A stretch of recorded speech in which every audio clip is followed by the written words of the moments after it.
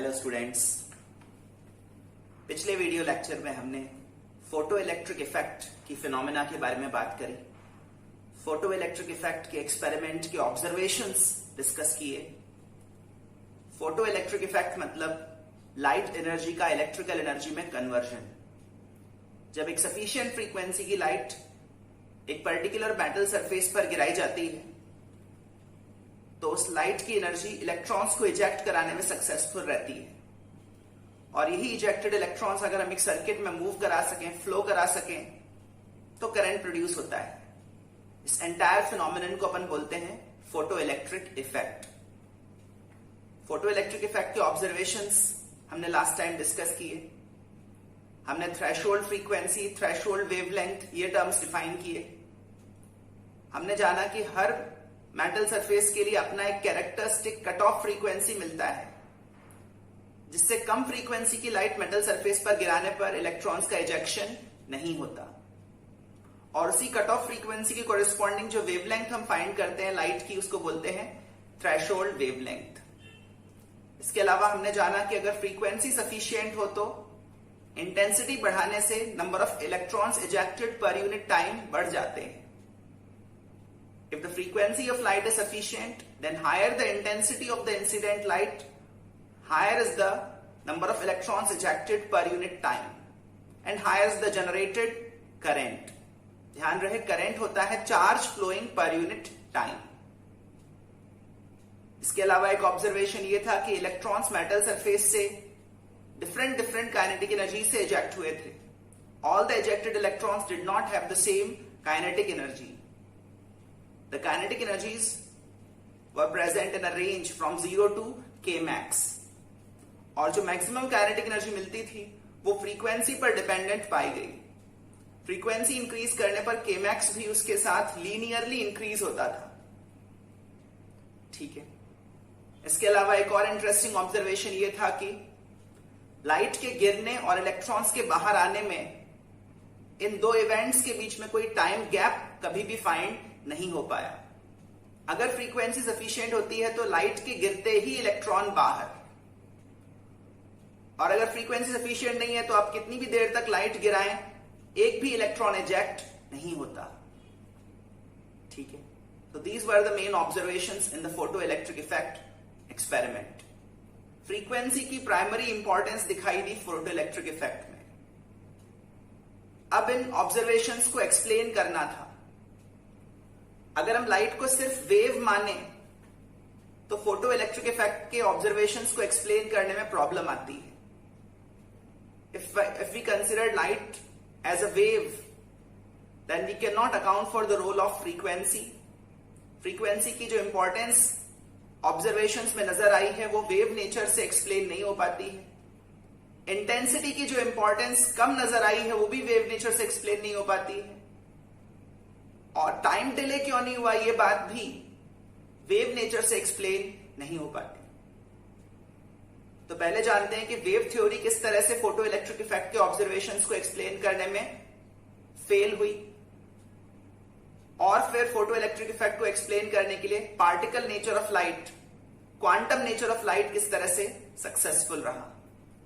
ठीक है। पहले एग्जिस्टिंग थ्योरी, जो उस समय की एग्जिस्टिंग थ्योरी थी लाइट के बारे में, जिसमें लाइट को सिर्फ वेव माना गया था। ध्यान रहे, classical physics considers light as a wave only. तो वो classical physics photo electric effect के ऑब्जर्वेशंस को एक्सप्लेन करने में किस तरह से अनसक्सेसफुल रही, ये बात पहले समझना जरूरी है।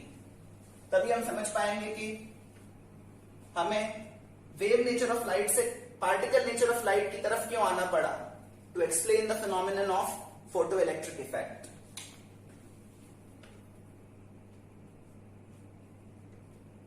The following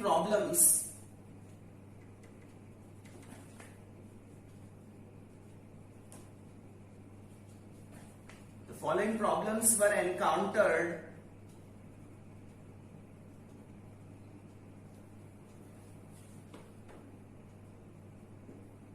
in the wave model of light.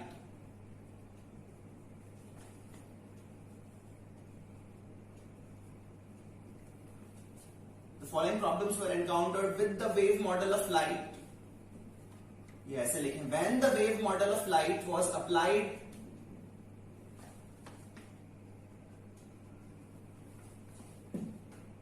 to explain the observations of photoelectric effect, was applied to explain the observations of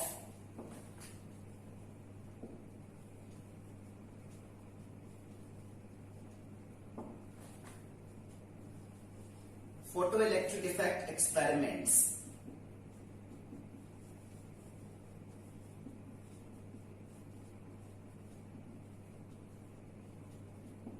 wave theory के अकॉर्डिंग हम क्या उम्मीद कर रहे थे और जो ऑब्जर्वेशंस हुई क्या वो उस उम्मीद के मुताबिक थी, इन बातों को डिस्कस करते हैं। वेव मॉडल ऑफ लाइट को अगर हम करेक्ट माने, लाइट को सिर्फ वेव ही माने जैसा कि क्लासिकल फिजिक्स में माना गया है, तो फोटो इलेक्ट्रिक इफेक्ट के ऑब्जर्वेशंस को एक्सप्लेन करने में मेनली 3 प्रॉब्लम्स आती हैं।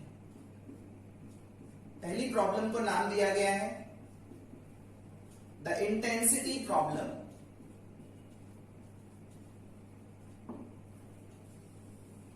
The intensity problem classical physics में इंटेंसिटी की इंपॉर्टेंस ज्यादा मानी गई थी। क्लासिकल फिजिक्स के अकॉर्डिंग लोग ये सोच रहे थे कि लाइट की इंटेंसिटी जितनी ज्यादा होगी उतनी ही ज्यादा एनर्जी इलेक्ट्रॉन्स को मिल रही होगी और उतनी ही ज्यादा एनर्जी से इलेक्ट्रॉन सरफेस से बाहर आने चाहिए। Higher the intensity of light, higher should be the kinetic energy of the electrons when they are ejecting out of the metal surface. लेकिन इजेक्टेड इलेक्ट्रॉन्स की काइनेटिक एनर्जी इंटेंसिटी पर dependent नहीं पाई गई, फ्रीक्वेंसी पर डिपेंडेंट पाई गई। जबकि classical mechanics के अकॉर्डिंग हम ये एक्सपेक्ट कर रहे थे कि इंटेंसिटी बढ़ाने से energy of ejected photo electrons increase होगा। द इंटेंसिटी प्रॉब्लम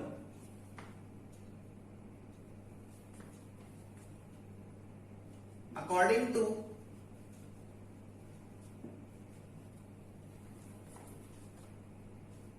क्लासिकल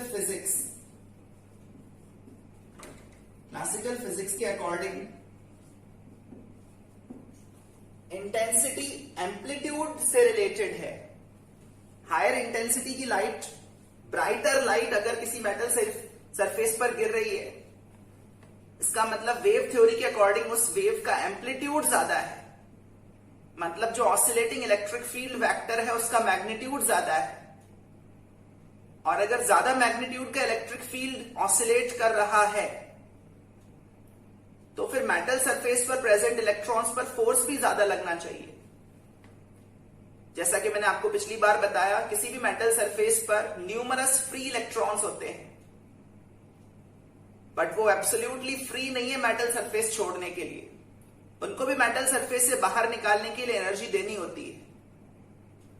तो क्लासिकल फिजिक्स में लोग ये मान रहे थे कि अगर ज्यादा इंटेंस लाइट गिराएं तो ज्यादा बड़ा इलेक्ट्रिक फील्ड मेटल सरफेस के इलेक्ट्रॉन्स के साथ इंटरेक्ट करेगा, और ज्यादा बड़ा इलेक्ट्रिक फील्ड होगा तो मेटल सरफेस पर प्रेजेंट इलेक्ट्रॉन्स पर लगने वाला फोर्स भी ज्यादा होगा, और अगर ज्यादा फोर्स उन इलेक्ट्रॉन्स को फील होगा तो वो इलेक्ट्रॉन्स मेटल सरफेस से बाहर भी ज्यादा काइनेटिक एनर्जी से आएंगे। ठीक है, जैसे अगर किसी वेल में से हम कोई बकेट पुल कर रहे हो और हम ज्यादा फोर्स अप्लाई करें बकेट पर, तो हम बकेट को फास्टर पुल कर पाएंगे और ज्यादा काइनेटिक एनर्जी के साथ पुल कर पाएंगे। सिमिलरली किसी मेटल सरफेस पर प्रेजेंट इलेक्ट्रॉन पर इलेक्ट्रिक फील्ड जितना अप्लाई होगा, इजेक्टेड इलेक्ट्रॉन की काइनेटिक एनर्जी भी उतनी ही ज्यादा होनी चाहिए। ऐसा क्लासिकल फिजिक्स में लोग सोचते थे। According to classical physics, higher the intensity of light, light की इंटेंसिटी जितनी ज्यादा होगी, greater is the magnitude,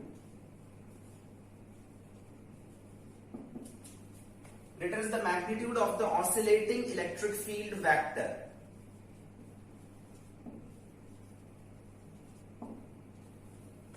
जब लाइट वेव है तो लाइट में इलेक्ट्रिक फील्ड ऑसिलेट कर रहा है हर पॉइंट पर, मैग्नेटिक फील्ड भी कर रहा है।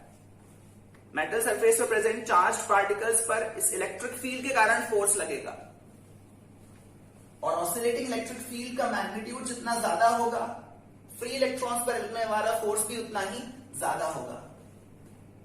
Higher the intensity of light, greater is the magnitude of the oscillating electric field vector.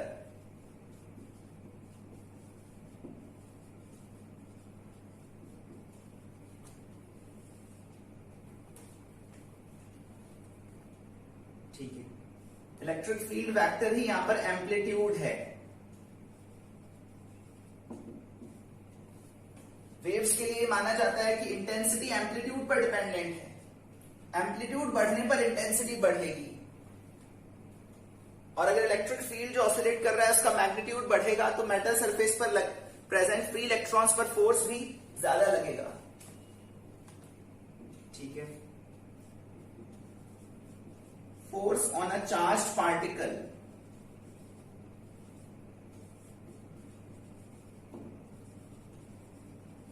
Due to an electric field E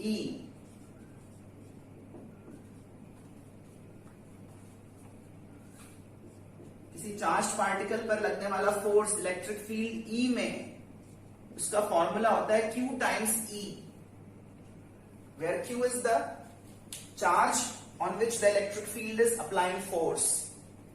ठीक है, तो इलेक्ट्रिक फील्ड एक वेक्टर क्वांटिटी है और उसके कारण लगने वाला फोर्स भी इलेक्ट्रिक फील्ड के प्रोपोर्शनल है। इलेक्ट्रिक फील्ड का मैग्नीट्यूड जितना ज्यादा होगा, फोर्स भी उतना ही ज्यादा लगेगा। सिमिलरली ऑसिलेटिंग इलेक्ट्रिक फील्ड का मैग्नीट्यूड जितना ज्यादा होगा, मेटल सरफेस पर प्रेजेंट फ्री इलेक्ट्रॉन्स पर फोर्स भी उतना ही ज्यादा लगेगा। Hence the free electrons,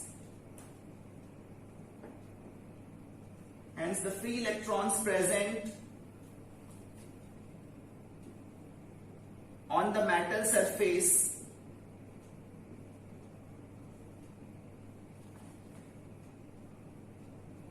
must experience a stronger pull. Free electrons present on the metal surface must experience a stronger pull from light of greater intensity. ये तो expectation थी, उम्मीद थी। क्लासिकल फिजिक्स में विश्वास रखने वाले लोग ये मान रहे थे कि एम्पलीट्यूड बढ़ेगा, इंटेंसिटी बढ़ेगी, तो मेटल सरफेस पर प्रेजेंट फ्री इलेक्ट्रॉन पर फोर्स भी ज्यादा लगेगा और वो ज्यादा काइनेटिक एनर्जी से इजेक्ट होगा। That means higher the intensity, higher is the kinetic energy of the ejected electron. This was the expectation, but it was not fulfilled. The Kmax was found to be independent of intensity. Brighter light source से आप more energetic electrons eject करा सकते हो, ऐसा नहीं है।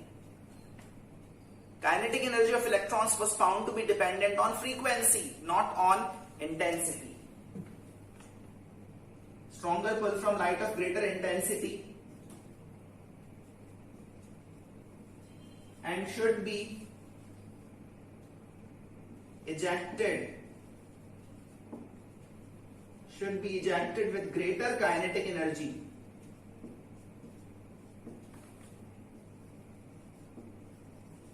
out of the metal surface.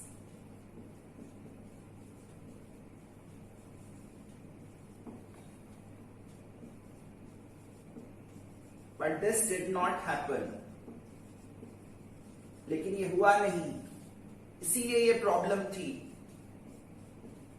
Intensity को जितना इंपॉर्टेंट रोल असाइन कर रहे थे क्लासिकल मैकेनिक्स में लोग, उतना इंपॉर्टेंट रोल इंटेंसिटी का फोटो इलेक्ट्रिक इफेक्ट में ऑब्जर्व नहीं हुआ।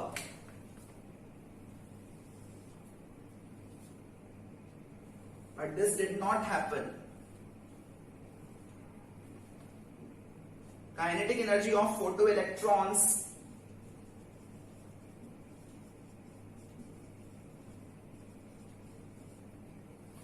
was found to be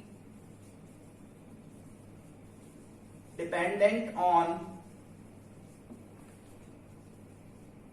light's frequency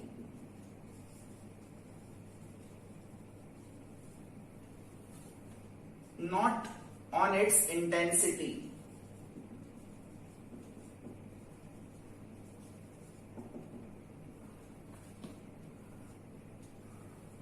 एक ज्यादा इंटेंस लाइट से ज्यादा एनर्जेटिक इलेक्ट्रॉन्स निकलेंगे ऐसा नहीं था, एक ज्यादा फ्रीक्वेंसी वाली लाइट से ज्यादा एनर्जेटिक इलेक्ट्रॉन्स निकलेंगे ऐसा जरूर था।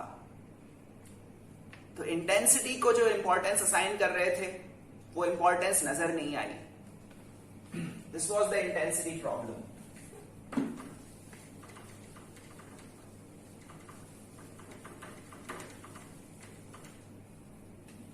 The wave only model of light. In classical mechanics, people are considering light as wave only, and that wave only model of light couldn't explain the importance of frequency and the unimportance of intensity. Second problem, frequency की importance समझाने में आई, इसको नाम दिया गया the frequency problem.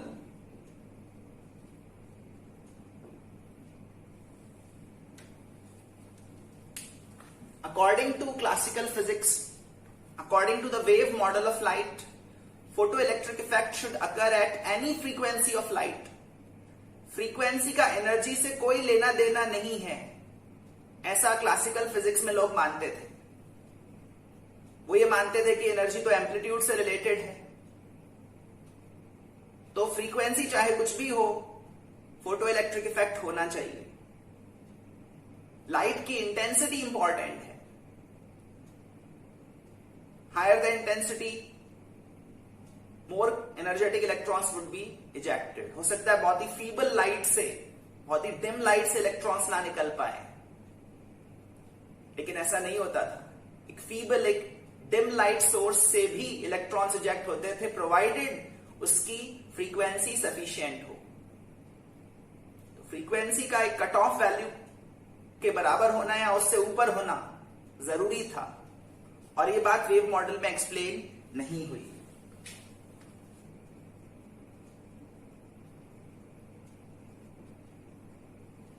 According to the wave model of light, according to the wave model of light, photoelectric effect should occur at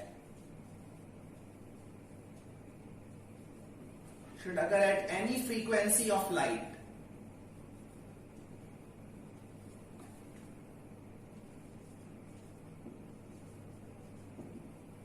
provided the light is intense enough.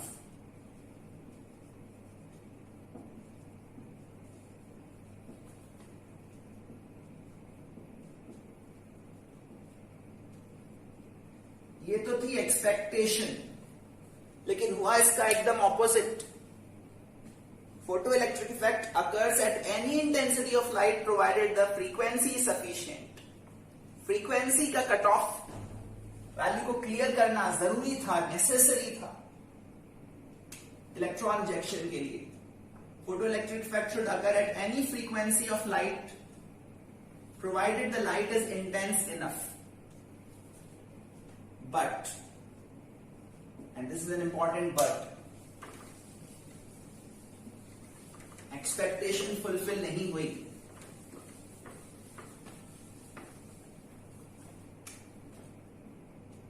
But a minimum cutoff frequency,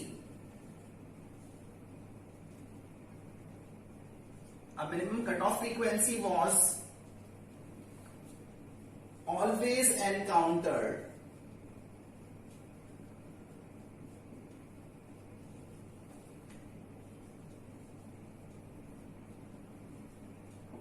below which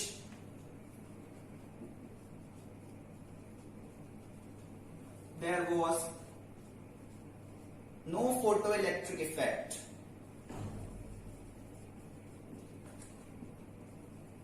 No matter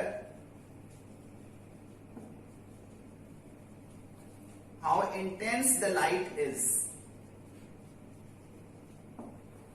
electron बाहर आएंगे या नहीं आएंगे ये frequency decide कर रही थी. अगर बाहर आए तो कितने इलेक्ट्रॉन्स बाहर आएंगे ये जरूर इंटेंसिटी पर डिपेंडेंट था, लेकिन उनकी जो काइनेटिक एनर्जी थी वो फिर से फ्रीक्वेंसी पर डिपेंडेंट थी. A minimum cutoff frequency was always encountered for each metal surface below which there was no photoelectric effect, no matter how intense the light is.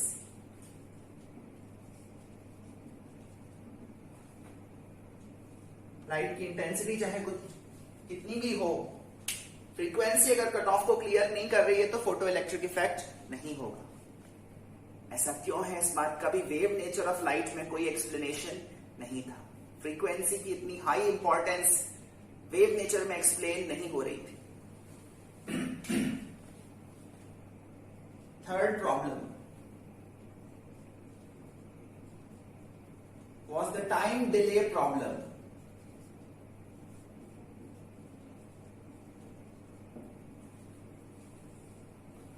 हमें टाइम डिलेस फेस करने की इतनी आदत है कि टाइम डिले का ना होना भी एक प्रॉब्लम है.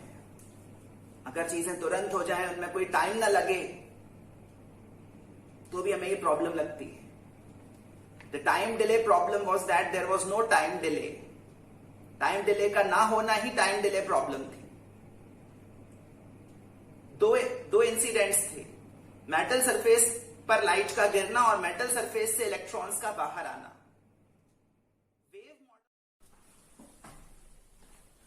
वेव मॉडल ऑफ लाइट में इलेक्ट्रॉन्स को energy in the form of wave continuously मिल रही थी. एक मेटल सरफेस पर प्रेजेंट जो इलेक्ट्रॉन है वो जब लाइट से एनर्जी एब्सॉर्ब कर रहा था तो वो एनर्जी कंटिन्यूअम में आ रही थी. It was constantly soaking up the energy. This is what people believed. अगर इलेक्ट्रॉन को मेटल सरफेस से बाहर निकलने के लिए सपोज 5 इलेक्ट्रॉन वोल्ट एनर्जी चाहिए, तो वो 5 इलेक्ट्रॉन वोल्ट एनर्जी इलेक्ट्रॉन को एक बार में नहीं मिल रही थी. उसका एक मुश्त पेमेंट, डाउन पेमेंट नहीं हो रहा था. वो एनर्जी इलेक्ट्रॉन ग्रेजुअली गेन कर रहा था. 0 से बढ़ते बढ़ते 5 इलेक्ट्रॉन वोल्ट पर पहुंच रहा था. ये कुछ ऐसा ही है जैसे कोई इंसान एक लिफ्ट के थ्रू ग्राउंड फ्लोर से 5th फ्लोर पर आए तो उसकी हाइट कॉन्स्टेंटली बढ़ेगी एंड ऑब्वियसली उसको 5th फ्लोर तक पहुंचने में टाइम लगेगा. There should be some time gap between when the person enters the lift and when he leaves the lift. But photoelectric effect में ऐसा कुछ भी नहीं हुआ. अगर इलेक्ट्रॉन को लगातार एनर्जी मिल रही है और वो लगातार एनर्जी गेन कर रहा है तो 0 से 5 इलेक्ट्रॉन वोल्ट तक पहुंचने में उसको कुछ टाइम लगना चाहिए. लो इंटेंसिटी की लाइट हो तो इजेक्शन में टाइम ज्यादा लगना चाहिए और हाई इंटेंसिटी की लाइट हो तो इलेक्ट्रॉन के इजेक्शन में टाइम कम लगना चाहिए. पर कुछ टाइम गैप होना तो चाहिए, because electron will need some time to soak up the given amount of required amount of energy and be ejected out of the metal surface. लेकिन ऐसा कोई टाइम गैप, ऐसा कोई टाइम डिले कभी भी ऑब्जर्व नहीं हुआ. And this was again a mystery, an unsolved problem of classical physics. The time delay problem. According to the wave model of light, expectation क्या है वो लिख रहे हैं.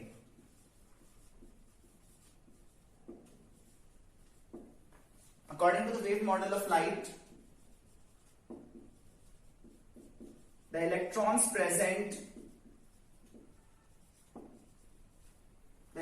present on the metal surface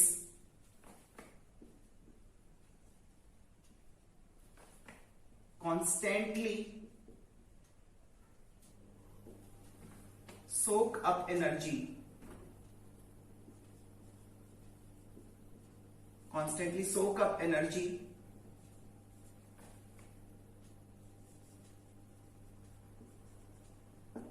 from the incident wave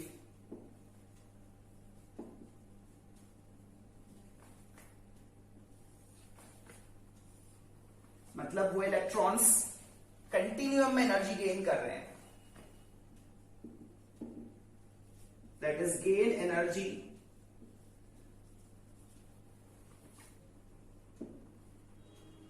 in a continuous manner.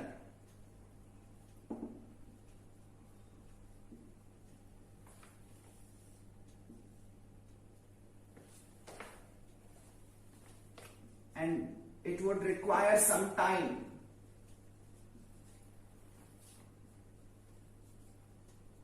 It would require some time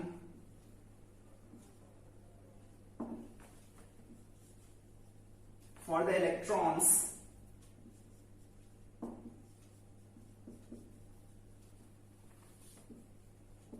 to gather sufficient energy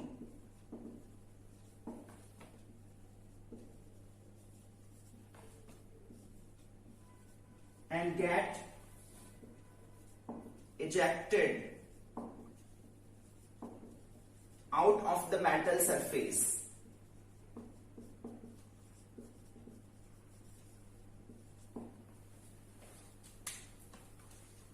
light के गिरने से electrons के बाहर आने तक, जब आपने लाइट फॉल कराना स्टार्ट किया और जब इलेक्ट्रॉन बाहर आए, इन दो इवेंट्स के बीच में कुछ टाइम गैप तो होना ही चाहिए. और जितनी लो इंटेंसिटी की लाइट होगी, टाइम गैप उतना ही ज्यादा होना चाहिए. But no such time gap was ever encountered. It would require some time. कुछ समय तो लगना चाहिए. लिफ्ट में बैठते ही आप 5वें फ्लोर पर तो नहीं पहुंच जाओगे, चाहे लिफ्ट की स्पीड कुछ भी क्यों ना हो. It would require some time interval. Similarly अगर इलेक्ट्रॉन एनर्जी कंटिन्यूम में गेन कर रहा है और 0 से स्टार्ट होकर गेन कर रहा है, तो 5 इलेक्ट्रॉन वोल्ट तक पहुंचने में कुछ समय तो लगेगा. और ऐसा कोई समय कभी भी मेजर नहीं किया जा सका. To gather sufficient energy and get ejected out of the metal surface. But no such time gap could ever be measured. अगर कोई टाइम गैप था भी तो वो कभी मेजर नहीं हो सका. No matter what the intensity of light is.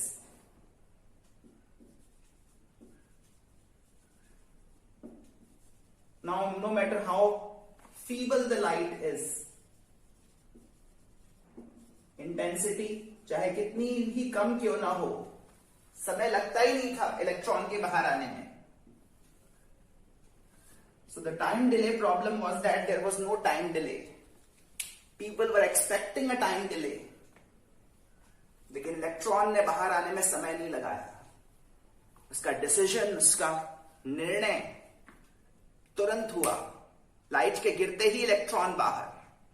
और अगर फ्रीक्वेंसी सफिशिएंट ना हो तो इलेक्ट्रॉन कभी भी बाहर नहीं आता.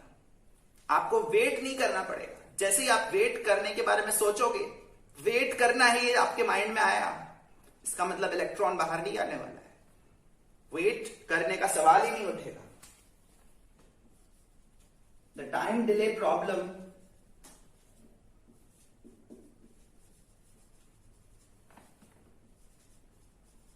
was that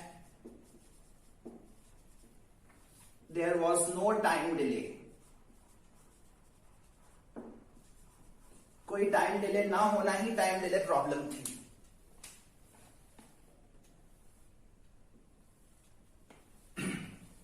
एनीवेज, तो ये 3 समस्याएं मेजरली लोगों के सामने थी.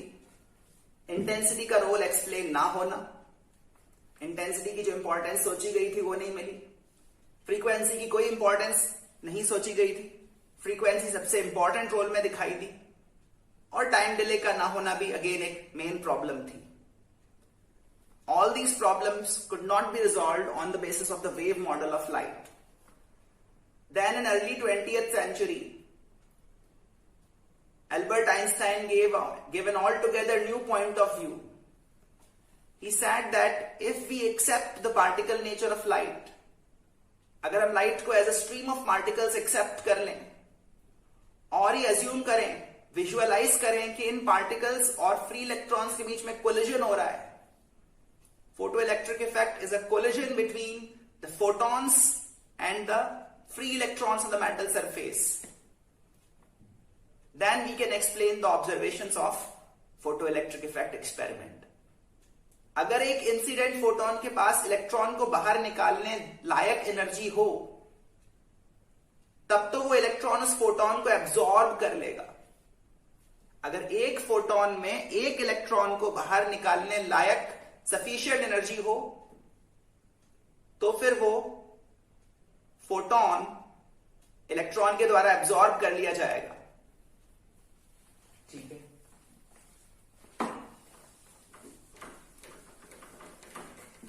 और फोटोन की सारी एनर्जी इलेक्ट्रॉन को मिल जाएगी.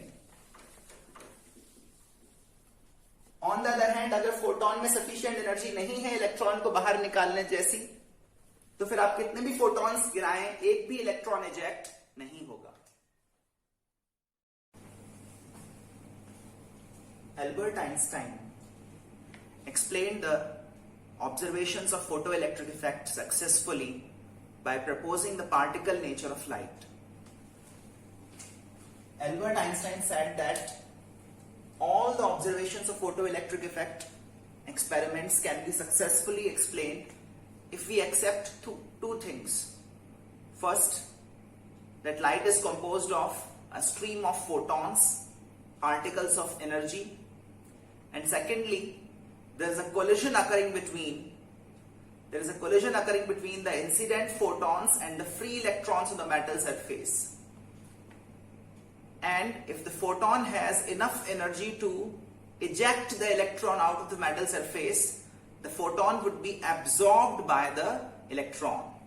If the photon doesn't have enough energy to eject the electron, then that photon will not be absorbed by the electron. No matter how many photons of that kind are being incident on the metal surface, if the energy of a single photon is not sufficient for ejecting the electron out of the metal surface, then whatever the number of such photons we are making incident on the surface, not a single electron will come out.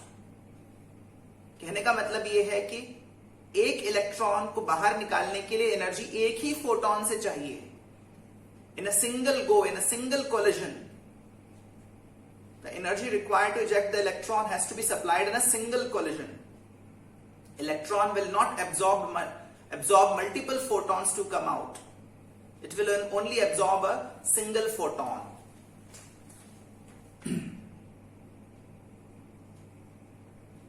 Albert Einstein ने explanation early 20th century में दिया. Albert Einstein proposed that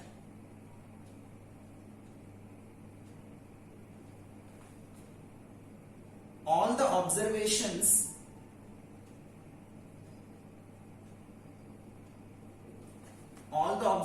of photoelectric effect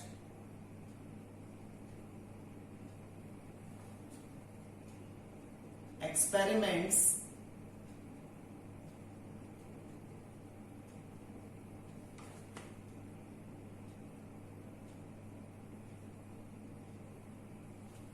can be successfully explained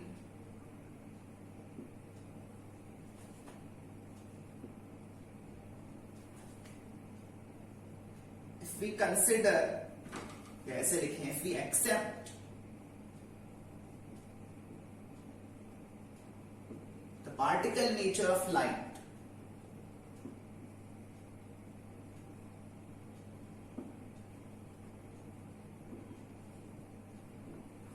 ये accept करना इतना आसान नहीं था क्योंकि उस समय तक लोग लाइट को सिर्फ वेव मानते थे.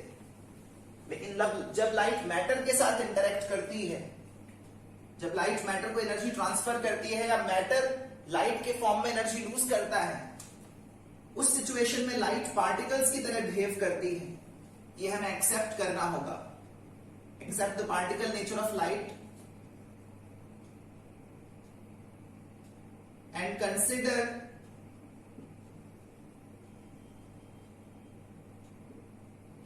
the ejection of electron, consider the ejection of electrons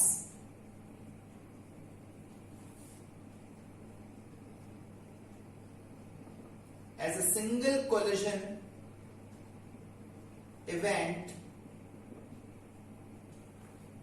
Ejection of electrons as a single collision event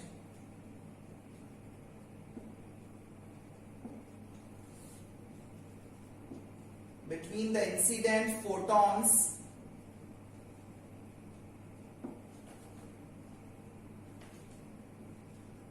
and the free electrons on the metal surface. Incident photons and the free electrons on the metal surface.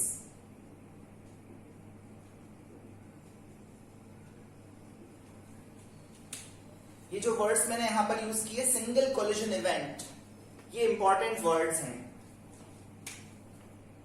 हमें electron का ejection एक single collision event मानना होगा। Single collision event का मतलब एक electron एक ही कोलिजन में बाहर आएगा। जब फ्री इलेक्ट्रॉन के साथ एक फोटोन टकराएगा और अगर उस फोटोन में इतनी एनर्जी है कि वो इलेक्ट्रॉन को मेटल सरफेस से बाहर निकाल सके, तो वो फोटोन इलेक्ट्रॉन में एब्जॉर्ब हो जाएगा। एब्जॉर्ब होने का मतलब फोटोन की सारी एनर्जी इलेक्ट्रॉन को मिल जाएगी, फोटोन की अपनी आइडेंटिटी खत्म हो जाएगी और उसकी सारी एनर्जी किसको मिल जाएगी? इलेक्ट्रॉन को। और एनर्जी मिलते ही इलेक्ट्रॉन बाहर। एक इलेक्ट्रॉन मल्टीपल फोटोन से एनर्जी गेन करके बाहर नहीं आएगा। अगर एक गिवन इलेक्ट्रॉन को बाहर निकालने के लिए suppose 5 electron volt energy required है, तो वो वही फोटोन एब्जॉर्ब करेगा जिसमें मिनिमम 5 इलेक्ट्रॉन वोल्ट एनर्जी हो। उससे कम एनर्जी का फोटोन अगर उस इलेक्ट्रॉन पर टकराया तो वो टकरा कर लौट जाएगा। ऐसे फोटोन को वो इलेक्ट्रॉन एब्जॉर्ब नहीं करेगा। एक इलेक्ट्रॉन को सारी एनर्जी एक ही फोटोन से चाहिए, एक ही कोलिजन में। इसको बोलते हैं सिंगल कोलिजन इवेंट। एक इलेक्ट्रॉन, एक फोटोन, एक कोलिजन, सफिशिएंट एनर्जी, इलेक्ट्रॉन बाहर। ये है सिंगल कोलिजन इवेंट। एक इलेक्ट्रॉन को एक फोटोन से एनर्जी चाहिए बाहर निकालने जितनी। अगर एनर्जी नहीं है तो फिर आप ऐसे कितने ही फोटॉन्स गिराएं, उनको इलेक्ट्रॉन एब्जॉर्ब नहीं करेंगे और एक भी इलेक्ट्रॉन बाहर नहीं आएगा। एक इलेक्ट्रॉन को एक ही फोटोन से एक ही कोलिजन में सफिशिएंट एनर्जी चाहिए। इतनी एनर्जी मिलते ही electron will gain the energy of that photon and would be ejected. Consider the ejection of electrons as a single collision event between, single collision event किसके बीच में हो रहा है? इंसिडेंट फोटॉन्स और फ्री इलेक्ट्रॉन्स के बीच में, जो मेटल सरफेस पर हैं। ठीक है ना?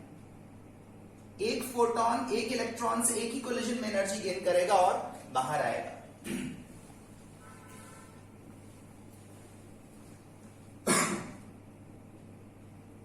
होपफुली आपको ये वर्ड समझ में आ रहा है, सिंगल कोलिजन इवेंट। तो फोटो इलेक्ट्रिक इफेक्ट को एक्सप्लेन करने के लिए, उसके सारे ऑब्जर्वेशंस को एक्सप्लेन करने के लिए लोगों को अपने माइंडसेट में दो चीजें फिट करनी होंगी। एक तो फोटो इलेक्ट्रिक इफेक्ट होते समय लाइट को as a stream of photons मानना पड़ेगा। You have to accept the particle on nature of light as a stream of photons.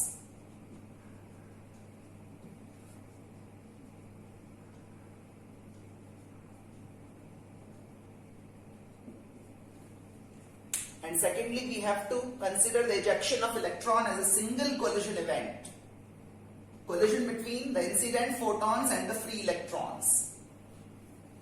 ठीक है। एक फोटोन एक इलेक्ट्रॉन के द्वारा एब्जॉर्ब तभी किया जाएगा जब उस फोटोन में इलेक्ट्रॉन को बाहर निकालने जितनी एनर्जी होगी। इस बात को और बेहतर समझाने के लिए मैं आपको एक दूसरी सिचुएशन समझा रहा हूं, एक छोटी सी स्टोरी के फॉर्म में। मान लो किसी एक गांव में एक बड़े खुले एरिया में एक आम का पेड़ लगा हुआ है।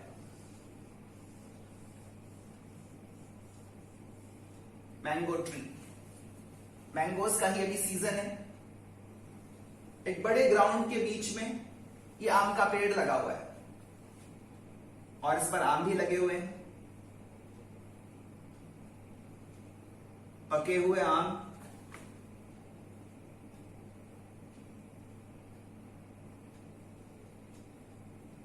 So these are the mangoes. इन आमों को तोड़कर ऑब्वियसली खाने का मन करेगा ही। जो भी इन आम को देखेगा उसका मन यही करेगा कि इनको तोड़कर खाया जाए। और ऐसा ही दो दोस्तों के साथ हुआ। दो फ्रेंड्स, सपोज उनके नाम है ए एंड बी। उनमें ये शर्त लगी कि इस पेड़ से आम तोड़कर गिराने हैं, जो ज्यादा आम गिराएगा वो जीतेगा। पर आम गिराने की कुछ कंडीशंस हैं, गेम के कुछ रूल्स हैं, और वो रूल्स कुछ इस तरह से हैं। आपको आम के पेड़ से एक निश्चित दूरी पर खड़ा होना है। सपोज 10 मीटर दूर आम के पेड़ से एक पर्टिकुलर डिस्टेंस पर जाकर खड़ा होना है और पत्थर फेंककर आम गिराने हैं। ठीक है, आपको कोई एरोज, कोई बुलेट्स नहीं चलानी, पत्थर फेंककर आम गिराने हैं और इस पर्टिकुलर डिस्टेंस से ज्यादा पास नहीं जाना है। और आम गिराने के लिए दोनों को 1 मिनट का समय दिया जाएगा। 1 मिनट में जो ज्यादा आम गिरा लेगा वो विनर है। ठीक है, तो पहले ए नाम के स्टूडेंट की, ए नाम के पर्सन की बारी आई। उसने कहा कि मुझे कुछ समय दो, मैं तैयारी करूंगा, प्रैक्टिस करूंगा पत्थर फेंकने की, पत्थर इकट्ठे करूंगा। तो ए ने आधा घंटा लिया पत्थर इकट्ठे करने में। पत्थर फेंकने की कुछ प्रैक्टिस भी उसने करी और फिर उसने पत्थर इकट्ठे किए आम तोड़ने के लिए। उसने बहुत सारे पत्थर इकट्ठे किए, पत्थरों का पूरा ढेर इकट्ठा कर लिया। 60 पत्थर उसने 1 मिनट में फेंके सपोज, मतलब हर सेकंड में एक पत्थर। पत्थरों की उसने झड़ी लगा दी, बारिश कर दी। अब देखते हैं कि उसके पत्थरों का हश्र क्या हुआ, अंजाम क्या हुआ, पत्थर कहां तक पहुंचे। तो पत्थर फेंकने के इवेंट को मैं दिखा रहा हूं।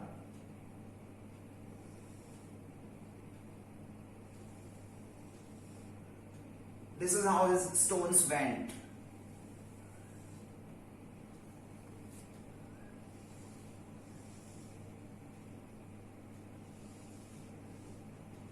Some of them went straight up, some even went backwards. इस तरह का कुछ सिचुएशन था।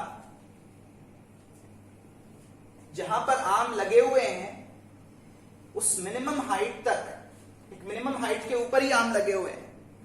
जिस मिनिमम हाइट पर आम लगा हुआ वहां पर उसका एक भी थ्रो नहीं पहुंच पाया। अच्छा, हम ये मान रहे हैं कि अगर पत्थर आम पर लग गया तो आम गिर जाएगा। This is what we are assuming. The stone strikes the mango is bound to fall. This is what we are assuming. But none of the stones could reach any one of the mangoes. तो कितने mangoes गिरेंगे? No, not a single mango would be able to fall. उसने पत्थरों की झड़ी लगा दी, खूब energy खर्च करी, लेकिन एक भी आम गिराने में सफल नहीं रहा। ध्यान रहे, आम गिराने के लिए ये इंपॉर्टेंट नहीं है कि आप कितने पत्थर फेंक रहे हो, आपका पत्थर सही निशाने पर लग रहा है या नहीं, ये इंपॉर्टेंट है। आम जिस मिनिमम हाइट पर है उस मिनिमम हाइट तक पहुंचने के लिए आपके थ्रो में एनर्जी है या नहीं, वो इंपॉर्टेंट है। कितने पत्थर आपने फेंके वो आम गिराने के लिए इंपॉर्टेंट नहीं। आम गिरेगा या नहीं ये इस बात से डिसाइड नहीं होता कि आपने कितने स्टोन्स थ्रो किए। आपके एक स्टोन में कितनी एनर्जी थी, आपका एक स्टोन कितना वेल डायरेक्टेड था, that will determine whether the mango is going to fall और not. right? So A was not able to bring down not even a single mango. तो B जो है दूसरा दोस्त, उसके पास जीतने का पूरा मौका है। अगर वो एक भी आम गिरा दे तो विनर है। उसने कहा मैं सिर्फ 10 पत्थर फेंकूंगा। उसने अपनी साइड आए हुए कुछ पत्थर उठा लिए। उसने कहा मैं 1 मिनट में 10 पत्थर फेंकूंगा। अब देखते हैं उसके थ्रोज किस तरह से गए।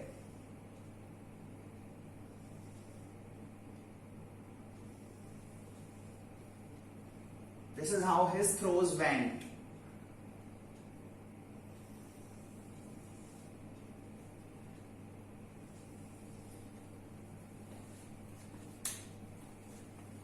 फिर से वही सवाल, क्या आम गिरेंगे? उसका जवाब है हाँ, इस प्रोसेस में इस बार आम गिरेंगे। क्या हर थ्रो से आम गिरेगा? नहीं। लेकिन ओवरऑल प्रोसेस में मैंगोज गिरेंगे या नहीं? उसका जवाब है हाँ। ठीक है, तो बी जो थ्रो फेंक रहा था, जो स्टोन्स फेंक रहा था बेसिकली, उन स्टोन्स में इतनी एनर्जी थी और उनका डायरेक्शन इतना सही था कि वो मैंगोज जहां पर लगे हुए उस रीजन तक पहुंच पा रहे थे और मैंगोज को स्ट्राइक भी कर रहे थे। Not every throw was able to hit a mango, but जो मिनिमम हाइट चाहिए मैंगोज तक पहुंचने के लिए उसको वो हमेशा क्रॉस कर रहा था। इसीलिए उसके थ्रोज, कुछ थ्रो सक्सेसफुल रहे आम गिराने में। अब ये जो सिचुएशन है ये फोटो इलेक्ट्रिक इफेक्ट को किस तरह से रिजेंबल करती है, इसको समझने की कोशिश करें। ये जो मैंगो ट्री है ये मेटल सरफेस है। फोटो इलेक्ट्रिक इफेक्ट में जिस मेटल पर फोटॉन्स गिराए जा रहे हैं वो है मेटल सरफेस, ये मैंगो ट्री। और ये जो मैंगोज लगे हुए हैं ये हैं फ्री इलेक्ट्रॉन्स, जिनको मेटल सरफेस से बाहर लाना है। पर इनको बाहर लाने के लिए मिनिमम एनर्जी रिक्वायरमेंट है, ये अपने आप बाहर नहीं आएंगे।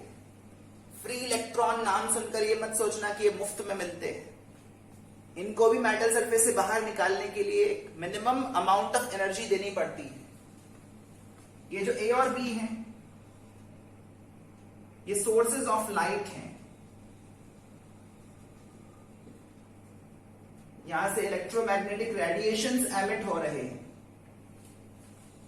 ये जो स्टोन्स हैं ये स्टोन्स ये एक्चुअली फोटॉन्स हैं। जो सोर्स ए है वो ओवरऑल ज्यादा फोटॉन्स फेंक रहा है, टोटल एनर्जी भी इसी से ज्यादा निकल रही है। A is a source having higher intensity, higher power.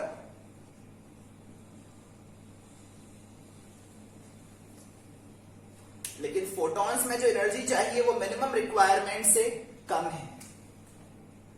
Higher power का सोर्स जरूर है लेकिन फोटॉन की एनर्जी मिनिमम रिक्वायरमेंट से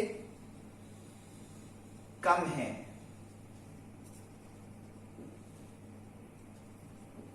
That means no electron would be ejected.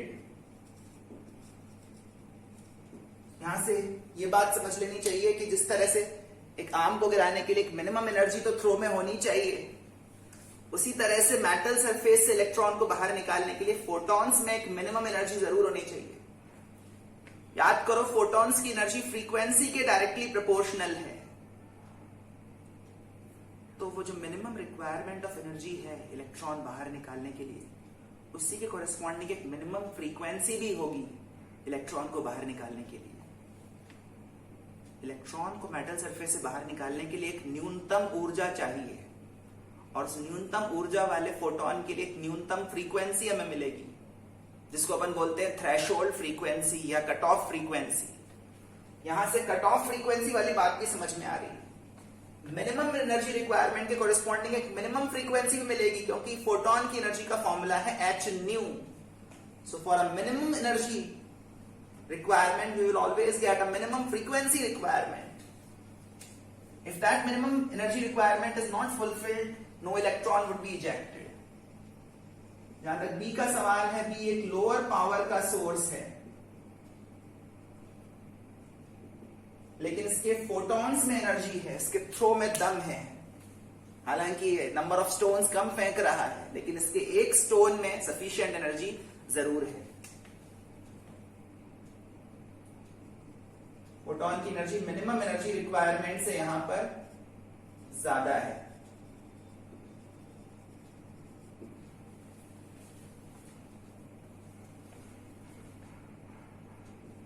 That means electrons would be ejected.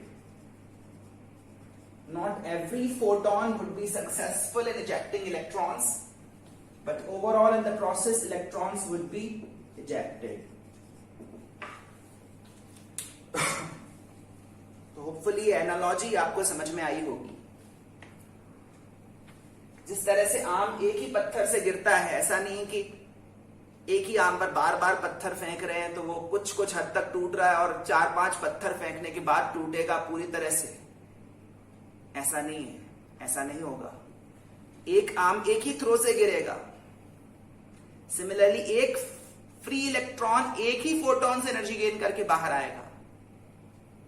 Electron को बाहर आने के लिए एनर्जी एक ही इंस्टॉलमेंट में चाहिए, एनर्जी का डाउन पेमेंट चाहिए, किश्तों में एनर्जी नहीं चाहिए उसको। इसी बात को, इसी प्रॉपर्टी को बोलते हैं सिंगल कोलिजन इवेंट। मैं फिर से रिपीट कर रहा हूं, एक इलेक्ट्रॉन एक फोटोन एक कोलिजन, सफिशिएंट एनर्जी होने पर इलेक्ट्रॉन बाहर, और इनसफिशिएंट एनर्जी होने पर photon would be reflected, would not be absorbed by the free electron. ठीक है, इस तरह से फोटो इलेक्ट्रिक इफेक्ट का एक्सप्लेनेशन दिया गया। अब इसी चीज को मैं मेटल सरफेस के लिए इलस्ट्रेट करके दिखाता हूं।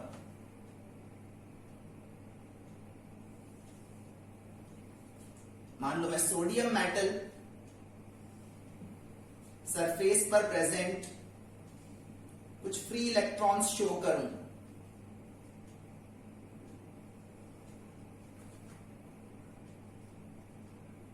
सॉलिड मेटल्स में पॉजिटिवली चार्ज्ड आयंस होते हैं, जिनको हम कर्नेल्स भी कहते हैं।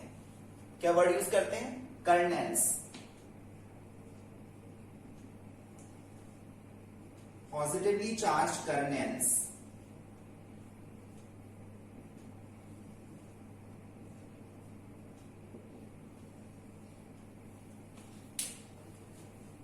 सॉलिड मेटल जैसे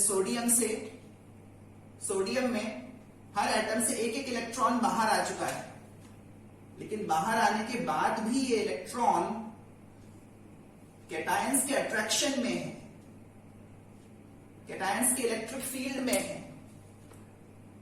मेटल्स में, सोडियम मेटल में, for every atom 1 electron has been released. This electron is relatively free to move around on the surface, but it is not free to leave the surface.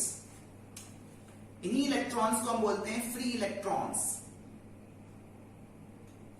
These are the free mobile electrons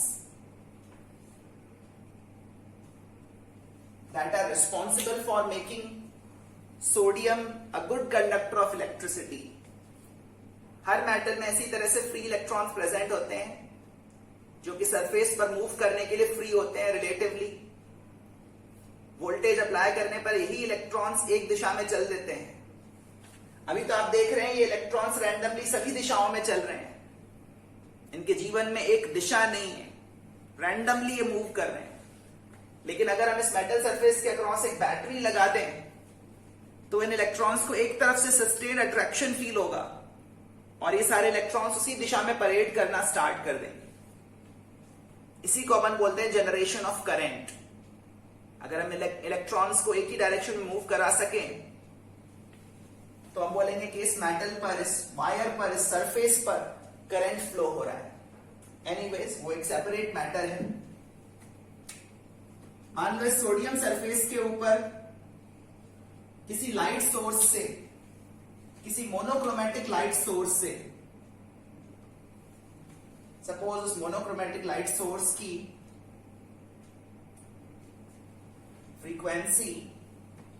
wavelength 400 nanometres है। Monochromatic light source है। और ये जो electrons हैं इनको बाहर निकालने के एनर्जी रिक्वायरमेंट्स अलग अलग हैं। ये जो इलेक्ट्रॉन्स हैं ये इन कैटायंस के अट्रैक्शन के कारण सरफेस पर बने हुए हैं। इन इलेक्ट्रॉन्स को कभी ज्यादा अट्रैक्शन फील होता है, कभी कम अट्रैक्शन फील होता है मूव करते रहने के कारण,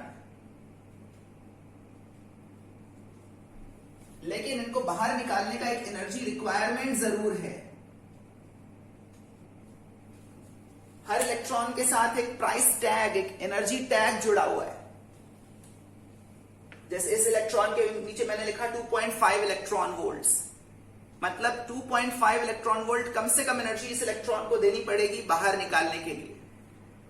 ये जो प्राइस टैग है ये चेंज भी हो सकता है, जैसे जैसे ये इलेक्ट्रॉन मूव करेगा वैसे वैसे इसको निकालने की प्राइस चेंज भी हो सकती है। ठीक है,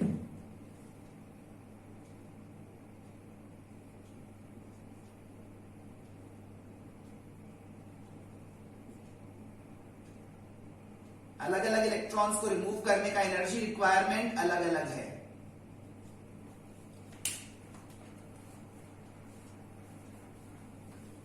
जो सरफेस के अंदर होंगे ज्यादा, उनको निकालने का एनर्जी रिक्वायरमेंट ज्यादा होगा। जैसे जैसे इलेक्ट्रॉन सरफेस पर मूव करेगा उसको रिमूव करने का एनर्जी रिक्वायरमेंट भी चेंज हो सकता है, लेकिन एक मिनिमम एनर्जी रिक्वायरमेंट तो रहेगा ही। एक मिनिमम लेवल से कम रिक्वायरमेंट इलेक्ट्रॉन को निकालने का कभी भी नहीं होगा। ठीक है, और उस मिनिमम एनर्जी रिक्वायरमेंट को ही बोलते हैं वर्क फंक्शन।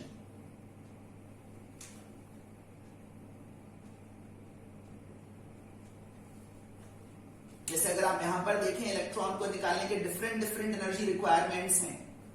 किसी इलेक्ट्रॉन को निकालने के लिए जो मिनिमम एनर्जी रिक्वायरमेंट हो सकता है उसी को बोला गया है work function.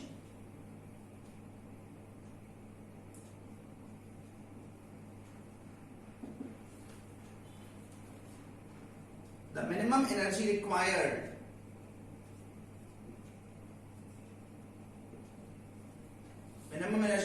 to remove an electron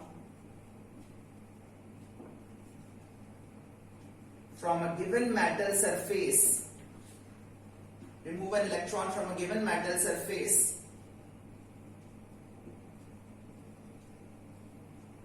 is called as the work function phi। जिस तरह से मार्केट में बॉल पेन्स अलग अलग प्राइस पर मिलते हैं, अजमेर सिटी में अगर आप डिफरेंट डिफरेंट शॉप्स पर जाकर बॉल पेन्स चेक करें तो उनकी प्राइसेस अलग अलग मिलेंगी, डिफरेंट डिफरेंट टाइप के बॉल पेन्स की, बट एक मिनिमम प्राइस तो होगी ही। उससे सस्ता बॉल पेन आपको कहीं नहीं मिलेगा। कुछ इसी एनालॉजी से अपन कह सकते हैं कि एक मेटल सरफेस पर जो डिफरेंट डिफरेंट इलेक्ट्रॉन्स हैं मूव करते रहने के कारण कभी उनको कैटायंस का ज्यादा अट्रैक्शन फील होता है, कभी थोड़ा कम अट्रैक्शन फील होता है, कभी उनको निकालने का एनर्जी रिक्वायरमेंट ज्यादा होता है, कभी उनको रिमूव करने का एनर्जी रिक्वायरमेंट कम हो जाता है, बट एक मिनिमम रिक्वायरमेंट से नीचे कभी भी नहीं जाता। और एक गिवन मेटल सरफेस के लिए जो मिनिमम एनर्जी रिक्वायरमेंट होता है इलेक्ट्रॉन रिमूवल का, उसी को नाम दिया गया है वर्क फंक्शन और सिंबल दिया गया है phi। ठीक है, अब देखते हैं कि इस सोर्स से कितनी एनर्जी के फोटॉन्स निकल रहे हैं। ये एक मोनोक्रोमेटिक सोर्स ऑफ लाइट है। 400 नैनोमीटर वेवलेंथ की लाइट यहां से एमिट हो रही है। फोटॉन की एनर्जी का फॉर्मूला होता है hc/λ।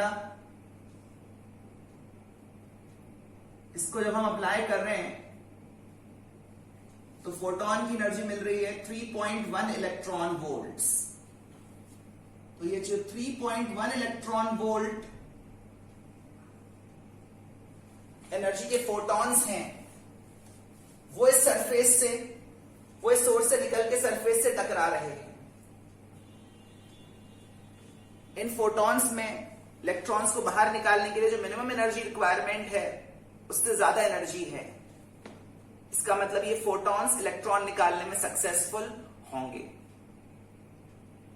इसके आगे के इवेंट्स हम अगली क्लास में समझेंगे, जानेंगे कि फोटो इलेक्ट्रिक इफेक्ट के जो ऑब्जर्वेशंस मैंने लिखवाए थे वो एक एक करके किस तरह से एक्सप्लेन हो पाते हैं। बट होपफुली आप ये बात तो समझ गए हैं कि photo electric effect particle nature of light से एक्सप्लेन हो पाएगा। मोर ओवर इसमें इलेक्ट्रॉन और फोटोन के बीच में कोलिजन अज्यूम करना पड़ेगा,